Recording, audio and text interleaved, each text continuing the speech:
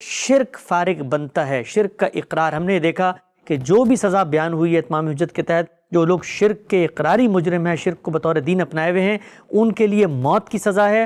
اور جو شرک تو کر رہے ہیں لیکن تعویل کر رہے ہیں، شرک کو بطور دین قبول نہیں کر رہے، ان کے لیے زندگی کے اندر ذلت اور محرومی کی سزا ہے. سوال آج کی نشست کا پہلا یہ ہے کہ نتیجے کے اعتبار سے عملاً دونوں ہی شرک کر رہے ہوتے ہیں، لیکن سزا میں اتنا بڑا فرق، اس کی کیا وجہ ہے؟ اس میں سب سے بنیادی چیز یہ سمجھنی چاہیے کہ پیغمبروں کے ذریعے سے اتمام حجت کے بعد اللہ تعالیٰ دنیا میں جو فیصلہ سناتے ہیں وہ حقیقت میں قیامت کبریٰ ہی کا عکس ہوتا ہے. یعنی اللہ تعالیٰ نے بڑی تفصیل کے ساتھ یہ بتایا ہے کہ جب قیامت برپا ہوگی اور ہم سب کے اعمال نامے پیش ہوں گے تو وہاں فیصلوں کی بنیاد کیا ہوگی. ٹھیک، میں یہ عرض کر چکا ہوں کہ جن قوموں کی طرف اللہ کے پیغمبر بھیجے گئے وہ قومیں جرائم کا ارتکاب تو کر رہی تھی. ان میں کسی کے ہاں برہنہ شرک تھا، یعنی شرک کو مذہب کے طور پر اختیار کر لیا گیا تھا. کسی کے ہاں تعویل کا شرک ہوگا. جس زمانے کے یہ حالات سنائے جا رہے ہیں اس وقت شرک ایک تہذیب کی حیثیت اختیار کر چکا تھا، اور ایک لمبا عرصہ، ہزاروں سال کا عرصہ ایسا ہے جس میں مشرکانہ تہذیب کا سیاست، معیشت، معاشرت، ہر چیز پر غلبہ ہو گیا. ٹھیک، اسی طریقے سے دوسرے جرائم ہیں. تو قرآن مجید نے کیا اصول بیان کیے؟ ظاہر ہے کہ جس وقت ہم سزا دیتے ہیں تو ہم نے یہ بات واضح کرنے کی صحیح کی کہ تکذیب رسل یہ اصل جرم نہیں ہے. یعنی جرائم پیشہ قومیں ہیں، ان میں سے کوئی شرک میں مبتلا ہے، کوئی فواحش میں مبتلا ہے، کسی کے جرائم ایک نوعیت کے ہیں، کسی کے جرائم دوسری نوعیت کے ہیں. اللہ تعالیٰ نے دنیا میں سزا دینے کے لیے یہ اہتمام کیا کہ رسول بھیج کر ان پر حجت تمام کی جائے، اور اس کے بعد جب وہ رسولوں کی بھی تکذیب کر دیں تو اس کے بعد انہیں دنیا میں سزا دی جائے. صورتحال یہ ہے. تو جب آپ سزا دیں گے تو ظاہر ہے کہ جرائم کا اسی طرح لحاظ رکھیں گے جس طرح قیامت پر رکھا جائے گا. تو ذرا قرآن کی مراجعت کر کے دیکھیے تو اس میں وہ کون سے جرائم ہیں جن پر ابدی جہنم کی سزا سنائی گئی ہے یا جن کو اکبر الکبائر قرار دیا گیا ہے. تو یہ بات بالکل واضح ہو جائے گی کہ وہ 3 جرائم ہیں. سورہ فرقان میں اللہ تعالیٰ نے بڑی وضاحت سے اسے بیان کر دیا ہے. پہلا کیا ہے؟ شرک. دوسرا قتل، یعنی انسانی جان کے درپے ہو جانا. فساد اسی کی ایک صورت ہے. قتل کے بعد زنا، یعنی فواحش میں مبتلا ہونا.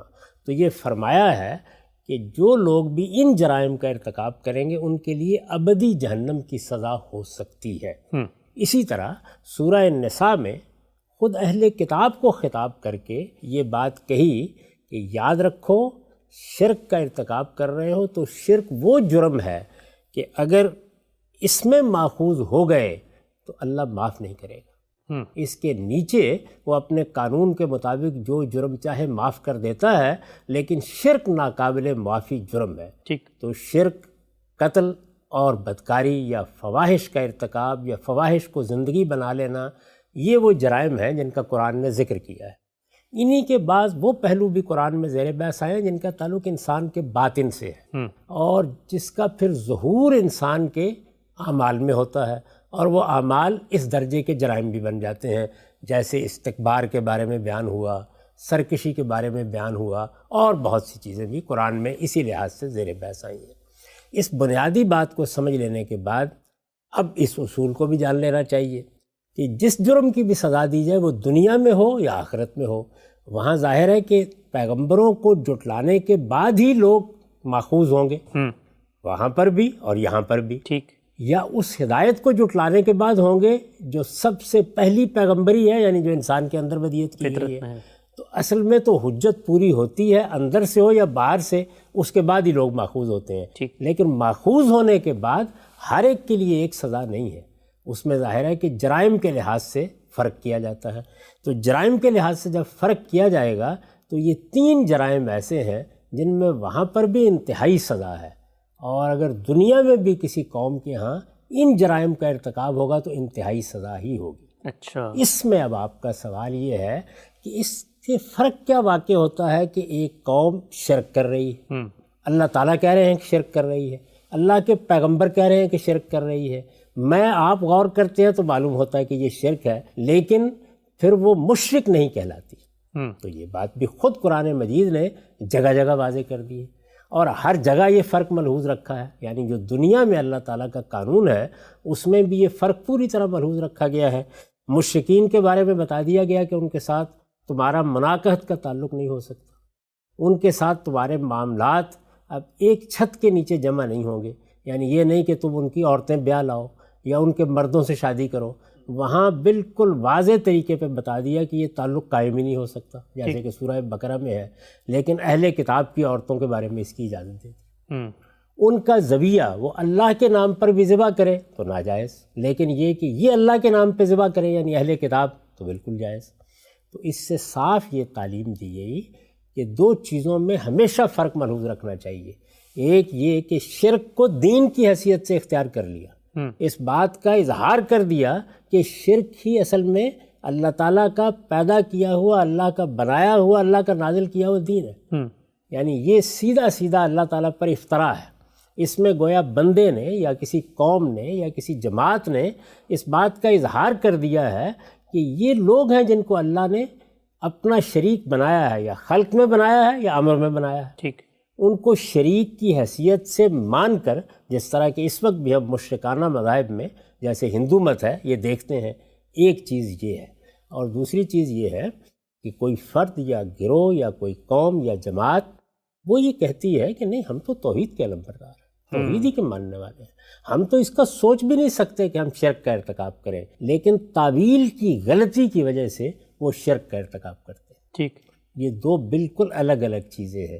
چنانچہ اللہ کے آخری پیغمبر سے پہلے یہود کے شرک کو خود قرآن نے بیان کیا، ان آیتوں میں دیکھیے جہاں سزا بیان ہوئی ہے وہاں بھی بیان کیا، ٹھیک، یہ بتایا ہے کہ انہوں نے عزیر کو خدا کا بیٹا بنا لیا، نصارہ کے بارے میں یہ کہا ہے کہ انہوں نے مسیح کو خدا کا بیٹا بنا لیا، آگے یہ بتایا ہے کہ انہوں نے اپنے احبار و رہبان کو اللہ کے سوا اپنا رب بنا لیا۔ مشرکانہ توہمات تک کے بارے میں یہ فتویٰ دیا ہے کہ یہ بھی شرک ہے، لیکن ان کو مشرک نہیں کہا۔ کیوں نہیں کہا؟ اس لیے کہ وہ اس بات پر اصرار کرتے ہیں کہ ہم تو توحید کے ماننے والے ہیں۔ تو یہ جو توحید کا اقرار کرتے ہوئے غلطی میں مبتلا ہونا ہے، اس پر تنبیہ بھی ہوگی، اس کی بھی سزا ہوگی، لیکن انتہائی سزا اللہ تعالیٰ اس جرم پر نہیں دیتے۔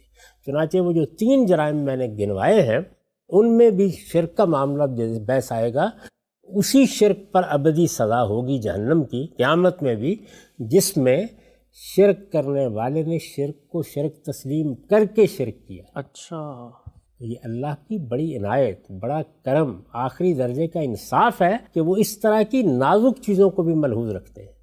مثال کے طور پر دیکھیے، اس وقت ہم مسلمانوں کے ہاں 10 چیزیں ہیں جن کے بارے میں آپ کو بتا سکتا ہوں کہ یہ شرک ہے۔ یہ حقیقت ہے کہ میں نے خود اپنی کتاب میزان میں جب شرک کی وضاحت کی ہے تو یہ لکھا ہے کہ شرک کی ایک بڑی ہی واضح صورت وحدت الوجود کا عقیدہ ہے۔ اسی طرح سے بہت سے لوگ ہیں جن کے ہاں بدعت، شرک کی آپ نشاندہی کرتے ہیں، لیکن ان کو مشرک نہیں کہتے، ٹھیک، مسلمان ہی ہیں، مسلمان ہیں، توحید کے ماننے والے ہیں، توحید کا اقرار کرتے ہیں، لیکن غلطی میں مبتلا ہیں۔ تو غلطی میں مبتلا ہو کے شرک کرنا یہ اور چیز ہے، اور شرک کو شرک کے طور پر اختیار کرنا یہ اور چیز ہے۔ اس کا لحاظ کر کے اللہ تعالیٰ نے سزا میں فرق رکھا ہے، اور یہی انصاف کا تقاضا ہے۔ ٹھیک ہے صاحب، یہ نقطہ آپ نے بڑی خوبصورتی سے واضح کیا۔ ایک چھوٹا سا ضمنی اطلاقی سوال میں آپ سے پوچھ لوں، لوگ عام طور پہ بھی کہتے ہیں کہ ٹھیک ہے نصارہ ہیں، یہود ہیں، تعویل کر رہے ہیں، لیکن جب قرآن مجید نے ان کی تعویل کو مسترد کر کے یہ بتا دیا کہ تمہاری تعویل قابل قبول نہیں ہے اور یہ شرک ہی ہے، تو پھر جب خود قرآن نے واضح کر دیا کہ تمہاری تعویل بھی غلط ہے، تم شرک ہی کر رہے ہو، گویا تمہاری تعویل باطل ہے، جھوٹی ہے، تم فریب دے رہے ہو، اس کے بعد بھی قرآن نے یہ فرق کیوں ملحوظ رکھا کہ ان کو وہ مشرکین نہیں کہہ رہا؟ ہر معاملے میں رکھا ہے، یہ صرف اسی معاملے میں تو نہیں رکھا نا، میں نے ابھی مثالیں دی ہیں آپ، اس کے باوجود آپ کو اجازت دی کہ آپ ان کی عورتوں سے شادی کریں، اس کے باوجود آپ سے کہا کہ آپ ان کا ذبیحہ کھا سکتے ہیں، یہ فرق اللہ تعالیٰ نے ملحوظ رکھا۔ جی، اب اللہ تعالیٰ اس فرق کو ملحوظ رکھ رہے ہیں تو میرے نزدیک تو یہ بالکل اس اصول پر رکھ رہے ہیں کہ جو انصاف کا اصول ہے، یعنی جب آپ کا معاملہ کسی ایسے شخص سے پڑتا ہے جو تعویل کر رہا ہے تو یہ بحث کا موضوع ہے، اب آپ نے اس کو منوانا ہے۔ یہ منوانے کا عمل دنیا میں کس سطح پر ہوتا ہے ظاہر ہے وہ اور ہے، اور آخرت میں کس سطح پر ہوگا وہ ظاہر ہے کہ اور ہے، لیکن میں نے تو آپ کو بتا دیا کہ جب تک کوئی شخص شرک کو شرک سمجھ کے اختیار نہیں کرتا اور شرک کو دین کی حیثیت سے نہیں اپناتا اور یہ نہیں کہتا کہ یہ شرک ہے اور میرے نزدیک شرک ہی صحیح دین ہے، اس وقت تک وہ آخری درجے میں ماخوذ نہیں ہو سکتا۔ اس کے لیے رعایت ہے، تنبیہ ہوگی، سزا بھی ہوگی، یہ نہیں کہ وہ چھوڑ دیا جائے گا۔ سزا ان کو دی گئی ہے، یہ بیان کیا گیا ہے کہ ان کے لیے ذلت کی زندگی ہے۔ تو میں نے یہ عرض کیا ہے کہ سزا کے بارے میں قرآن کا عمومی قانون یہی ہے، شریعت کا قانون یہی ہے، دنیا کی اخلاقیات یہی ہے کہ جرائم کے لحاظ سے فرق کیا جائے گا۔ یعنی یہ اصرار کیوں کیا جاتا ہے کہ ہر درجے کے لوگوں کو ایک ہی سطح کے اوپر رکھا جائے؟ میں نے عرض کیا کہ جرائم میں فرق ہے، جرائم کے ارتکاب کی نوعیت میں فرق ہے۔ ایک آدمی بدکاری کا ارتکاب کرتا ہے، آپ دیکھیے بائبل میں وہ ہمسائے کی بیوی کے ساتھ بدکاری کا ارتکاب کرتا ہے، وہ محرمات کے ساتھ بدکاری کا ارتکاب کرتا ہے، تو آپ ایک سطح پر لے آئیں گے؟ نہیں۔ تو جرائم میں فرق کیا جائے گا، جرم کی نوعیت دیکھی جائے گی، مجرم کے حالات دیکھے جائیں گے، ان سب کو دیکھ کے سزا دی جائے گی۔ سزا سب کو دی گئی ہے، لیکن اگر آپ عام قانون میں بھی جائیں تو اس میں کبھی یہ نہیں ہوتا کہ چوری کا جرم ہے، چوری تو میں نے بھی کی، آپ نے بھی کی، زید نے بھی کی، بکر نے بھی کی، ایک ہی سزا دینی چاہیے، کبھی ایک سزا نہیں ہوتی۔ یہ لکھا جاتا ہے 3 سال سے لے کے 7 سال کی سزا ہوگی۔ اسی طرح سے ہمارے ہاں چور کو ہاتھ کاٹنے کی سزا دی گئی ہے، اس پر ہم بحث کر کے یہ بتاتے ہیں کہ یہ انتہائی سزا ہے، یعنی اس میں جرم کی نوعیت بھی دیکھی جائے گی اور مجرم کے حالات بھی، جب وہ کسی رعایت کا مستحق نہیں ہوگا تب سزا دی جائے گی۔ تو شرک کو بھی ایسے ہی سمجھیے، یعنی ایک شخص نے مشرکانہ توہمات اختیار کر لیے، ایک شخص نے اپنے علماء کو وہ حیثیت دے دی یا احبار و رہبان کو وہ حیثیت دے دی جو خدا کو دینی چاہیے، ایک شخص اس سے آگے بڑھا اور اس نے کسی کو خدا کا بیٹا بنا لیا، یا یہ کہہ دیا کہ فلاں چیز اللہ تعالیٰ کی ذات سے ہے، یا یہ کہہ دیا کہ اللہ تعالیٰ کسی کی ذات سے ہے، یا خلق کے امر میں کسی کو شریک ٹھہرا لیا، کسی کے لیے کوئی اختیارات مان لیے، یہ سارے معاملات وہ کر رہا ہے اور توحید ہی کو مان کر رہا ہے۔ اور ایک اس سے آگے بڑھا اور اس نے کہا کہ نہیں، اصل میں تو اللہ تعالیٰ نے خلق امر میں لوگوں کو شریک بنایا ہے، اس کے یہ شرکاء ہیں، اس کے یہ شرکاء ہیں۔ تو کیا جب میں اس کو بیان کر رہا ہوں تو آپ کے خیال میں یہ ایک ہی درجے کی بات ہے؟ بالکل نہیں، یعنی اس کے بالکل ابتدائی درجے بھی ہیں، اس کے وہ درجے بھی ہیں جن میں علمی غلطی لگتی ہے۔ وحدت الوجود کے بارے میں ہمارے جلیل القدر اہل علم ہیں جن پر یہ مسلمان امت فخر کر سکتی ہے، وحدت الوجود کے بارے میں یہ کہتے ہیں کہ یہ اصل توحید ہے۔ تو اس وجہ سے اس طرح کے معاملات میں آپ خارج میں کھڑے ہو کر حکم نہیں لگا سکتے، آپ کو بہت دقت نظر کے ساتھ اندر اترنا پڑتا ہے، اور قرآن اترا ہے اور اس نے اسی طرح سے جرائم کی تحلیل کی ہے، اور اسی طرح سے دنیا میں اپنی شریعت میں بھی یہ فرق رکھا ہے، قیامت میں جب قیامت کبریٰ برپا ہوگی وہاں بھی یہ فرق رکھا جائے گا، اور جب پیغمبروں کے اتمام حجت کے بعد سزا دی ہے اس میں بھی یہ فرق ملحوظ رکھا ہے، اور یہ بتا دیا ہے کہ اصل سزا کیا تھی؟ اصل سزا تھی اولئک فی الاذلین، یعنی ان کے لیے ذلت کی سزا ہے۔ میں نے عرض کیا تھا کہ اس میں بھی یہ آپ کو یاد ہوگا، ہم نے بڑی تفصیل سے بتایا کہ معاندین اور عام منکرین میں بھی فرق رکھا۔ تو یہ کیا چیز ہے؟ یہ جرم کی نوعیت اور مجرم کے حالات کو ملحوظ رکھ کے اللہ کا فیصلہ ہے۔